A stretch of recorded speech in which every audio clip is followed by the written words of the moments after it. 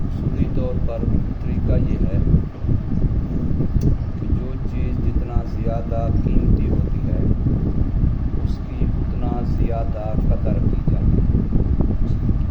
جو چیز جتنا زیادہ قیمتی ہوتی ہے اس کی اتنا زیادہ قدر کی جاتی ہے. اصول یہی ہے. اور ہمارے لیے اللہ تعالیٰ کی نعمتوں میں سے سب سے قیمتی نعمت وقت ہے. سب سے قیمتی، آپ غور کریں، سب سے قیمتی نعمت کیا ہے؟ وقت ہے. اگر وقت نہ ہو تو بندہ نماز پڑھ سکتا ہے، وقت نہ ہو تو بندہ تلاوت کر سکتا ہے، حج کر سکتا ہے، تعلیم حاصل کر سکتا ہے، کسی کو تعلیم دے سکتا ہے.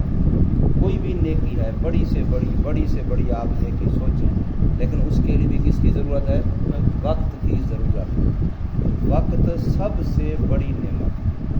سب سے بڑی نعمت کیا ہے؟ وقت. قرآن کیا کہتے ہیں؟ الم یعن للذین آمنوا ان تخشع قلوبهم لذکر اللہ.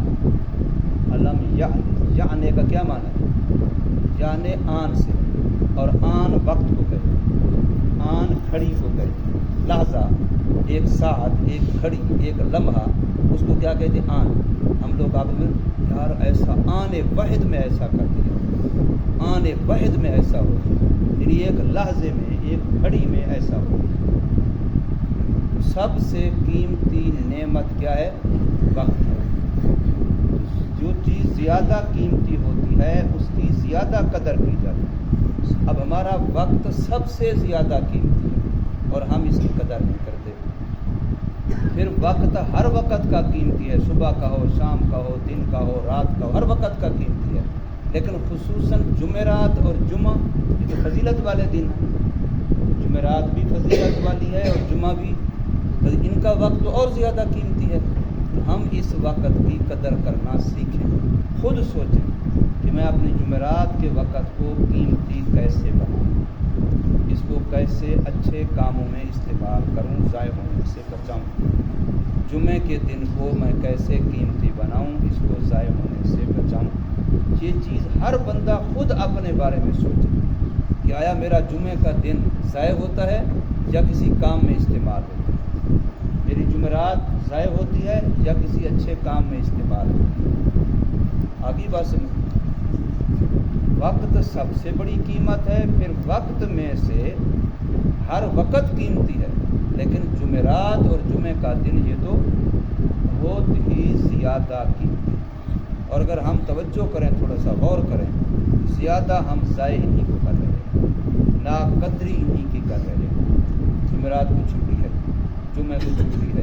جو روزانہ ہم تلاوت کرتے ہیں، روزانہ ہم کوئی نیک اعمال کرتے ہیں، وہ بھی نہیں کر پاتے.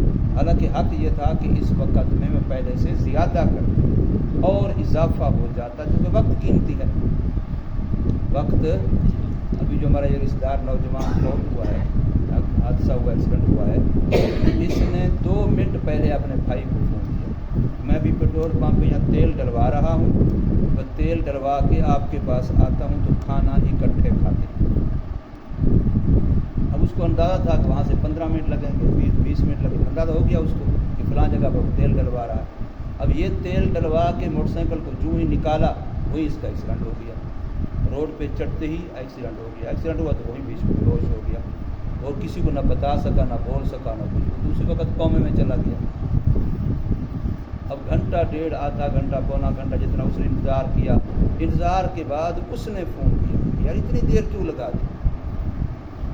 کسی اور کو تو پتہ نہیں تھا، کوئی اس کے ساتھ تھا نہیں. یہ بے ہوش ہو گیا. اب کون بتائے کہاں کا ہے، کہاں جانا ہے، کیا کرنا ہے، نہ کوئی نمبر نہ کچھ. موبائلوں میں آج کل وہ لگے ہوتے ہیں، کیا کہتے ہیں، کوڈ لگے ہوتے ہیں. اب وہ کوڈ ہر کوئی تھوڑی کھول سکتا ہے کہ وہ بتائے. پھر اس بھائی نے فون کیا تو آگے نمبر اٹھایا، انہوں نے کہا بھائی تیرے کو ہسپتال میں پڑا اور اس کی یہ حالت.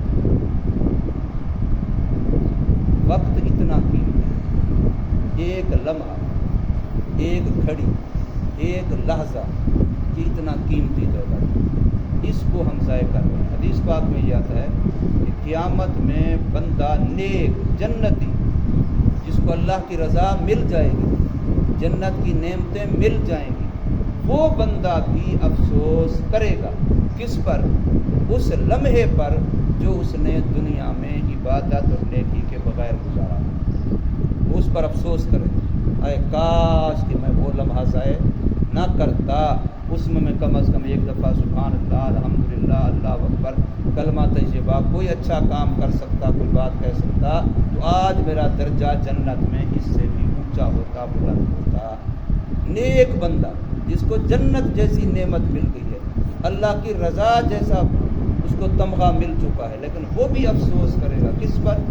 اس لحظے پر، زندگی کی اس گھڑی پر، اس لمحے پر جو دنیا میں اس بیچارے نے آخرت کے لیے نہیں لگایا۔